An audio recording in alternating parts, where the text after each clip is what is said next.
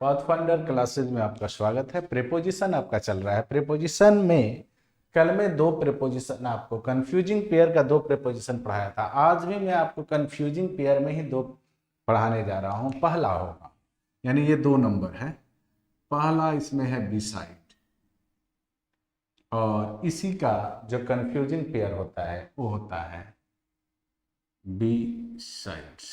इसमें कंफ्यूज करता है सिर्फ एस। दोनों की हिंदी हला अलग अलग होती है। इसकी हिंदी होती है के बगल में, बिसाइड का हिंदी होता है के बगल में, और बिसाइड का मतलब होता है के अतिरिक्त, के अतिरिक्त या के अलावे। जैसे मैं कहूं कि सपोज ये पेड़ है और कोई यहाँ बैठा हो, तो इसके बगल में कहेंगे कि ये कहाँ बैठा है, तो ये जो है उसके बगल में बैठा है। लेकिन अतिरिक्त का मतलब होता है कि मैंने एक पुस्तक खरीदी। मैंने क्या खरीदी? एक पुस्तक खरीद ली, और उसके साथ साथ एक मैंने कलम भी खरीद लिया, तो ये कहेंगे कि पुस्तक के अतिरिक्त हमने कलम खरीदा। बात को समझने की जरूरत है, दोनों ध्यान से समझिएगा, यही फर्क है।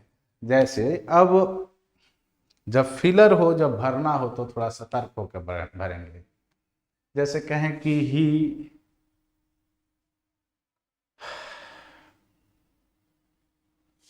Seat dot dot me, he sit dot dot me. Option beside और बी, बी साइड। बात को समझना है, ऐसे ही नहीं लिख देना है। कहेंगे his mother dot dot his mother, his father and brothers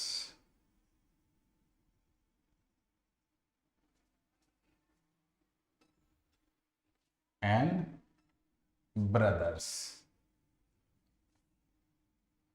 were also present। Option A में दे दे beside, बी में दे दे बी साइड। ध्यान से देखने की जरूरत है, यहां देखकर ही बन जाएगा।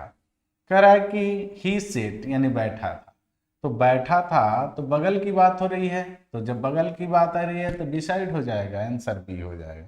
तो dot dot his mother, his father and brothers, यानी उसके माँ, उसके पिताजी और भाइयों उपस्थित थे।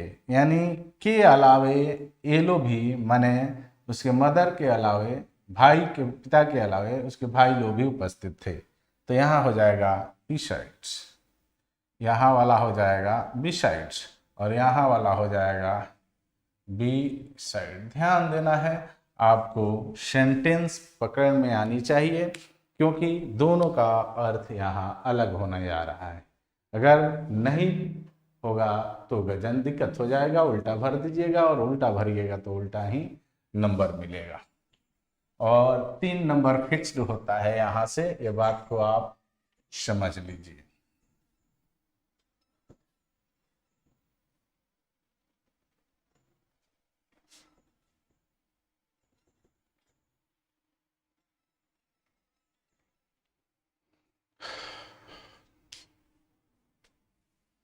चलिए तीसरा कंफ्यूजिंग में फॉर,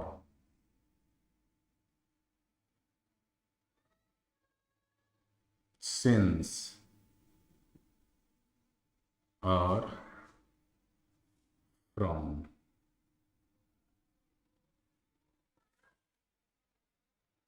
ठीक है, इस सब का हिंदी एक गो होता है। क्या होता है? तो देखो, ऐसे तो अलग अलग भी हिंदी होगा। से अब तक के अर्थ में ये हम लोग यहां पढ़ेंगे, से अब तक।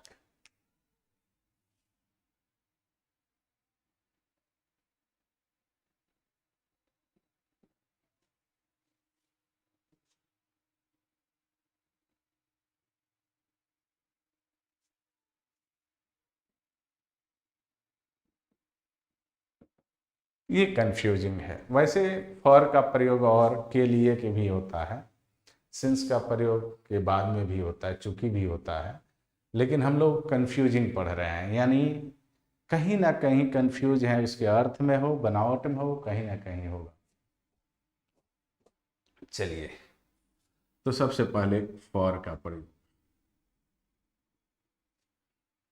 कहेंगे, पहले लिख देते हैं, अंग्रेजी में बोल देते हैं, हिंदी में लिख देंगे, है ना। थोड़ा सा इसको उल्टा पढ़ते हैं, अंग्रेजी बोलेंगे और हिंदी लिखेंगे।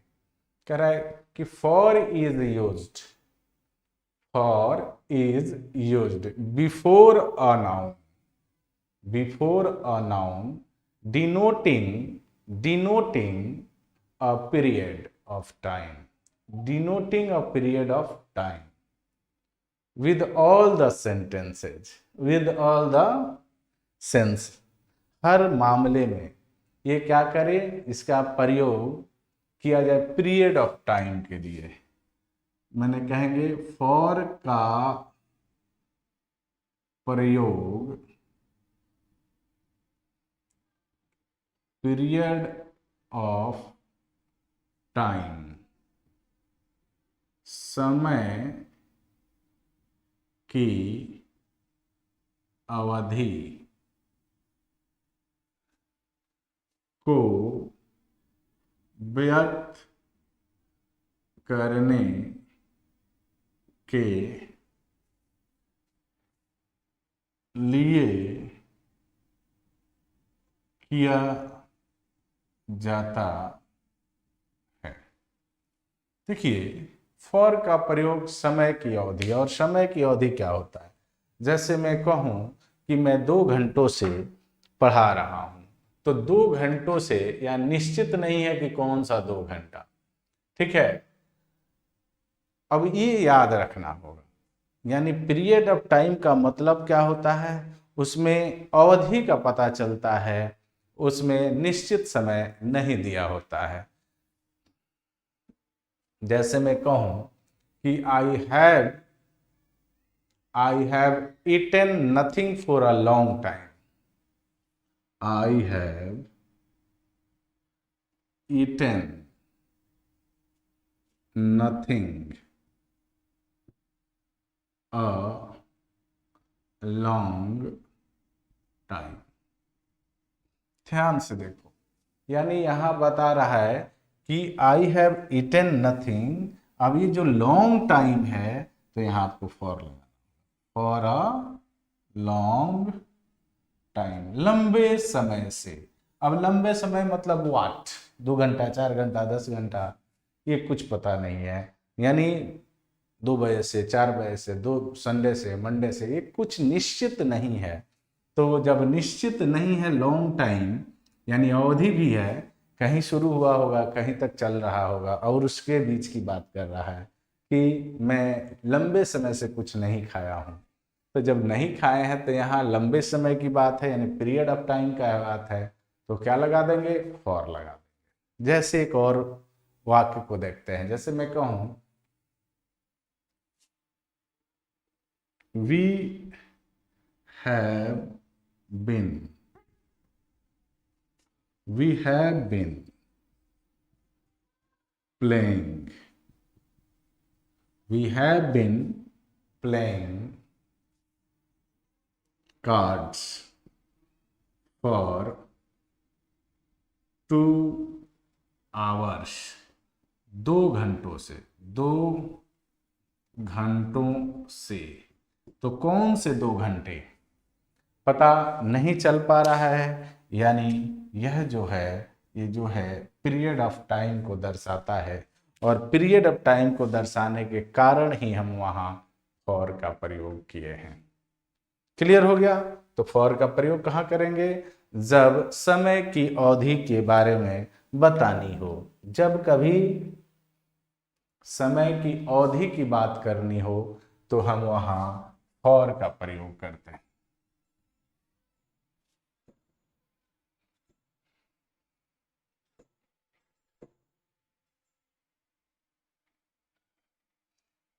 ये कंफ्यूजिंग है, अब वहां सिंस क्यों नहीं लगाते अब आपको समझ में आ जाएगा। तो पहले अब सिंस को देख लें। सिंस सेम बात, सेम अर्थ है, लेकिन इसका प्रयोग नहीं करेंगे। क्यों? क्योंकि इसका प्रयोग लिखेंगे,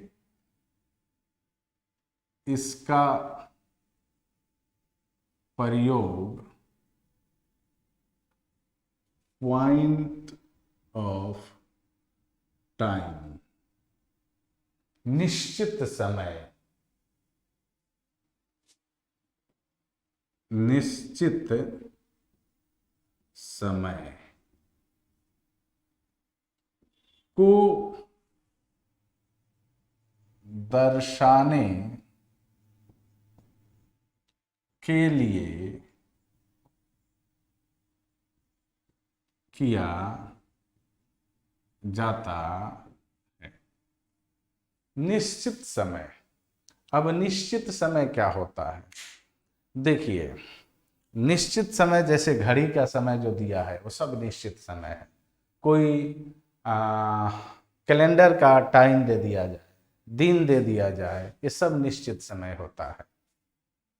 जैसे मैं कहूँ सुबह, सुबह होती है 6:02, 4 मिनट, कभी ना कभी होती है। 1986, 1996, 2002, 2003, 2005, 2003, 1900, यानी समय ये क्या है? समय होता ही है, यानी ये निश्चित होता है। बात समझ गए? मैं कहूँ कि he has been reading this book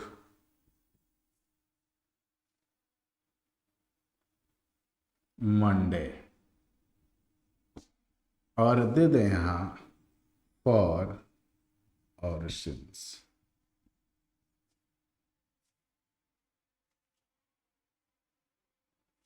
मैं कहूं कि my father has been teaching, my father has been teaching in this town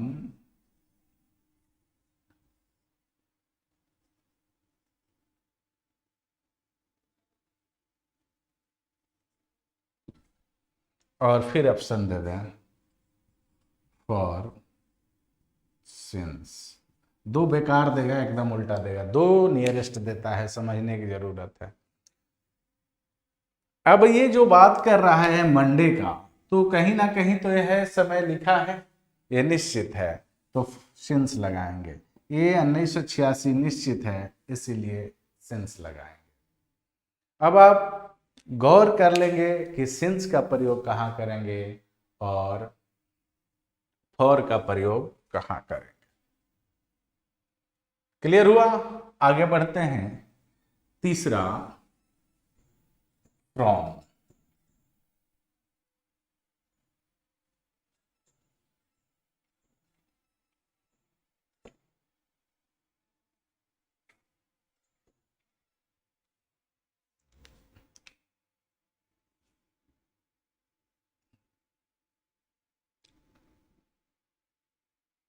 from लिख लीजिए।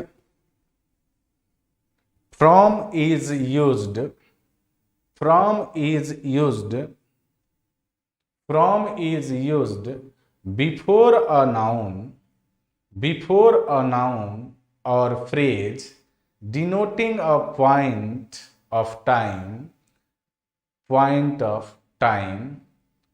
It is used in all tense. अब ये भी ध्यान देना है, कि इसका प्रयोग समय को दर्शाने के लिए तो किया जाता है निश्चित समय के, लेकिन कह रहा है कि इसका प्रयोग हर टेंस में कर सकते हैं। जो भी टेंस हो उसमें हम लोग इसका प्रयोग कर सकते हैं, कोई दिक्कत नहीं है समय डिनोट करने के लिए। वैसे मैं आपको एक बात बता दूं कि जब फ्यूचर की बात हो तो आप मैक्सिमम टाइम कोशिश करना कि फ्रॉम को लगा दें। ठीक है, ये याद रखना। जैसे कहा जाए, हाँ हिंदी में लिख दें,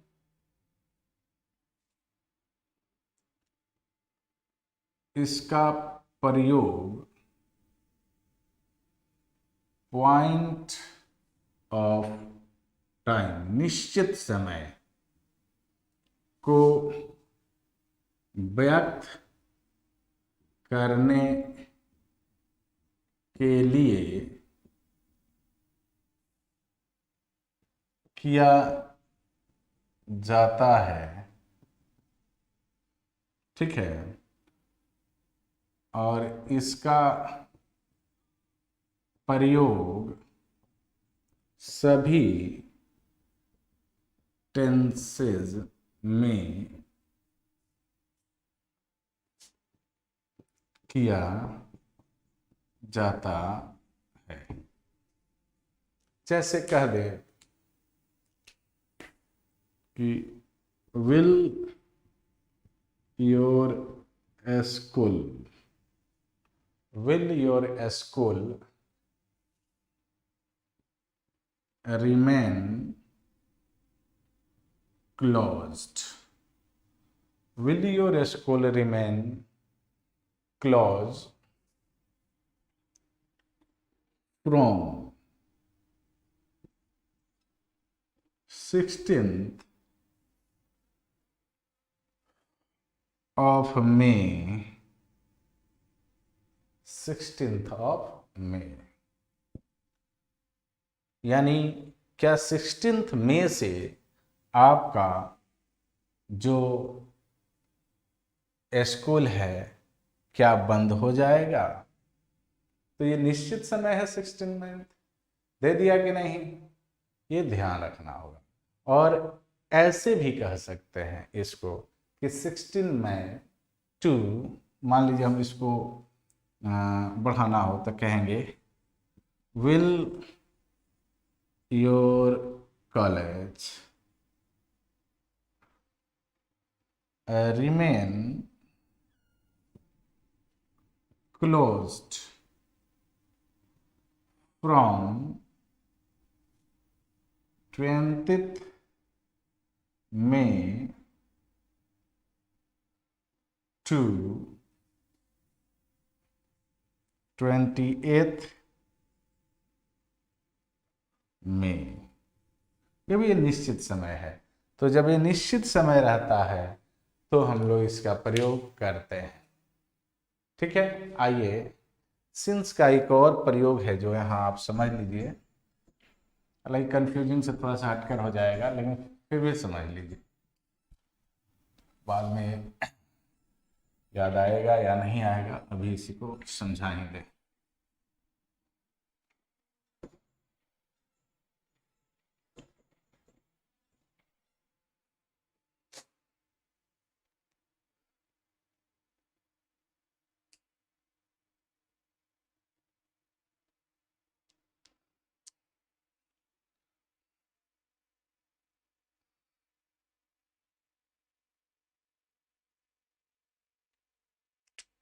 नोट लिख लीजिए। देखिए, सिंस का प्रयोग चूंकि के अर्थ में भी किया जाता है। कह रहा है कि चूंकि के अर्थ में भी इसका प्रयोग किया जाता है। जब चूंकि के अर्थ में, चूंकि के अर्थ में इसका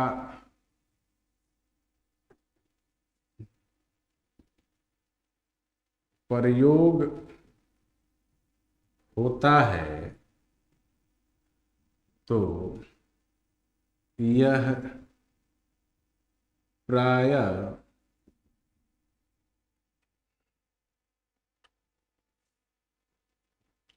वाक्य के शुरू में आता है।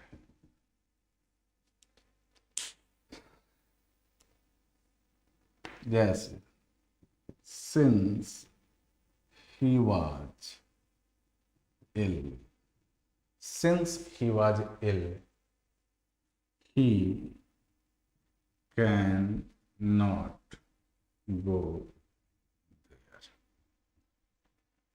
चूंकि वह बीमार था इसलिए वहीं नहीं जा सका, बीमार था इसलिए वो वहां नहीं जा सका। चलिए, तो ये था, आपने देखा सिंस, फॉर और फ्रॉम, सिंस, फॉर और फ्रॉम। आगे हम लोग जो पढ़ेंगे वो होगा एक्रॉस, थ्रू, एक्रॉस और थ्रू। देख लेते हैं एक्रॉस और थ्रू। पहले समझने का प्रयास करते हैं। एक्रॉस और थ्रू में पहले समझने का प्रयास करते हैं। चौथा है एक्रॉस,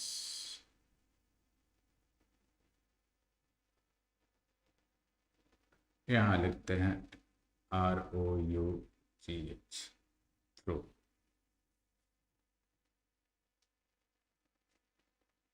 एक तरफ से दूसरी तरफ, यहां भी वही हाल है। एक तरफ से दूसरी तरफ, फर्क क्या है? फर्क को समझने की जरूरत है। सपोज कोई रोड है, कोई क्रॉस करेगा तो इसके ऊपर से चल के जाएगा, ऊपर से ही जाएगा। कोई नदी हो, तैर कर जाएगा तो उसके ऊपर से ही आदमी जाएगा। लेकिन पार ही कर रहा है, वो भी पार ही कर रहा है। यहाँ कोई बॉल है मान लीजिए, और वो लुढ़कते लुढ़कते लुढ़कते इधर आ जाए, तो ये क्या किया? उसके ऊपर से ही चलकर हमने पार किया, रोड भी पार किया, बॉल भी उसी तरह पार किया। फर्क को समझना है, इसको समझिए। समझ लीजिए कि एक टनल है, टनल समझते हैं ना, सुरंग, हाँ, जो खंडाला वगैरह में है। मान लिया कोई ट्रेन यहाँ से चलती है तो यहाँ से आएगी, फिर यहाँ दिखाई देगी, बीच में नहीं दिखाई देगी, तो वो किसी जरिए होकर जाती है। वो भी तो प्रवेश कर रही है, लेकिन इसमें फर्क है। क्या फर्क है? कि वो होकर गुजर रहा है, एक तरफ से दूसरी ओर वो भी जा रहा है, लेकिन किसी से होकर, होकर गुजरना, गुजरना, फर्क इतना हो गया। समझ गए? जैसे ट्यूब ले लो, ट्यूब, चाहे आपके गांव में देखते होंगे, जब पानी गेहूं वगैरह के खेत में जब सिंचाई का काम होता है तो उसमें आपको देखने को मिलता है कि पानी एक ट्यूब से, बहुत लंबी ट्यूब होती है, और इस ट्यूब के जरिए यहाँ पानी निकलता है। तो पानी यहाँ से जा रहा है, लेकिन ये भीतर भीतर जा रहा है, इसके बाहर से नहीं जा रहा, यानी से होकर जा रहा है। थोड़ा सा अर्थ अंतर हो जाता है। सपोज मान लो कि मैं एक चश्मा पहनूं, तो मैं चश्मा से देखूंगा तो इससे होकर मेरा नजर बाहर आएगा, से होकर गुजरना। बात को समझ रहे हैं? फर्क इतना ही है। इसलिए सेंटेंस जब भी हो तो थोड़ा सा रुक कर सोच कर विचार कर ही लगाना। जैसे मैं 2 3 4 सेंटेंस लिख रहा हूं और आप इस पर विचार करके लगाना, जबरदस्ती बिना सोचे नहीं लगाना है, मैं फिर कह रहा हूं, क्योंकि यहां गलती होना स्वाभाविक है।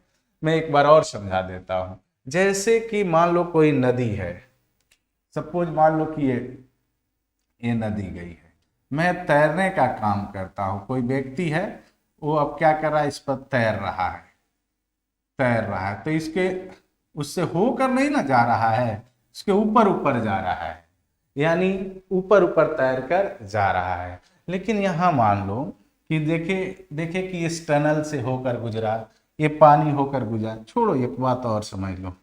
मान लो कि ये कोई व्यक्ति है और इसको एक जंगल के रास्ते से गुजरना हो, तो ये जंगल से होकर न जाएगा, जंगल में से नहीं जाए, जंगल से होकर जाएगा, जंगल से होकर गुजरेगा। बड़ा ही कंफ्यूजन होता है। जैसे मुझे मार्केट पार करना है तो मैं कहूँगा कि मैं मार्केट पार किया, यानी मार्केट होकर आया, मार्केट के भीतर से नहीं, कहाँ भीतर है, भीतर से नहीं आया, उससे होकर आया।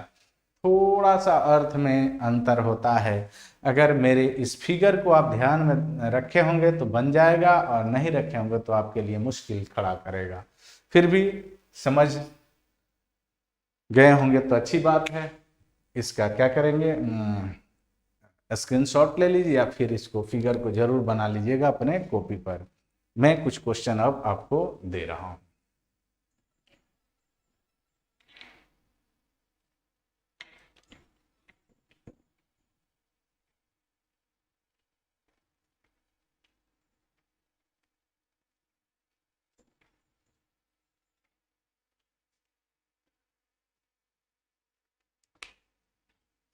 आई swam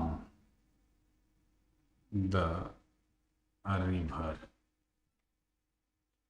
across, ठीक है, क्या है, across और थ्रू, पहला। दूसरा question, the ball rolled, the ball rolled the lawn,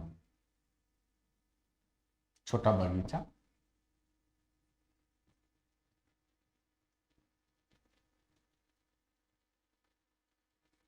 तीसरा question, the train, the train passed the tunnel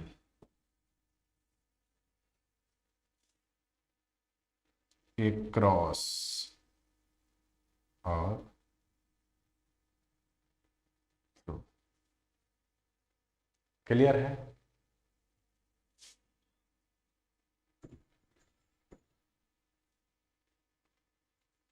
C walk, she walked through, sorry कोई बात नहीं, she walked dot dot dot, she walked dot dot dot, walked कर लो, she walked dot dot dot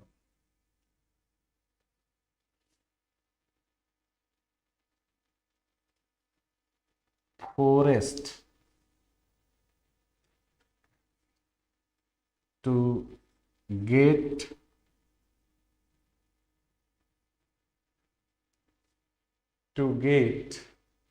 her friend's house।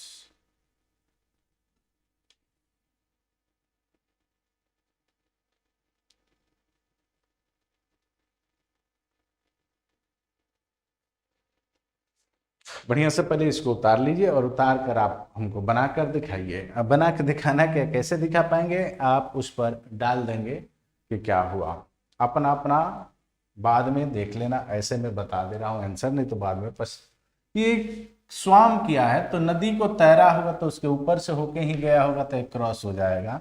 Ball जो है लुढ़क कर ऊपर ऊपर ही आया होगा, एक क्रॉस हो जाएगा। ये ट्रेन जो है एक टनल होगा, गुफा होगी, उससे आर पार हुआ होगा तो एक क्रॉस नहीं होगा, सॉरी थ्रू हो जाएगा, के जरिए होके गया होगा। और सी वॉक्ड, और ये भी जंगल होकर ही गई है क्या करने, अपने सहेली या दोस्त के घर, तो यहाँ भी थ्रू हो जाएगा। तो ये था आपका एक क्रॉस और थ्रू का प्रयोग। एक जगह वैसे भी जान ही लेते हैं इसको, एक क्रॉस का एक और यूज होता है, लेकिन एक क्रॉस नहीं होता है, उसको बोलते हैं चलो लिख लेते हैं, समझिए लो बाद में फिर, ऐसे तो इसको एक जगह और पढ़ना ही है।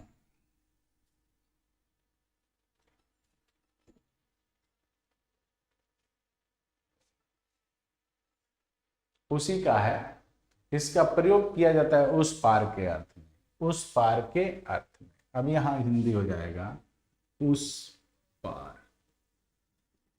जैसे क्या है,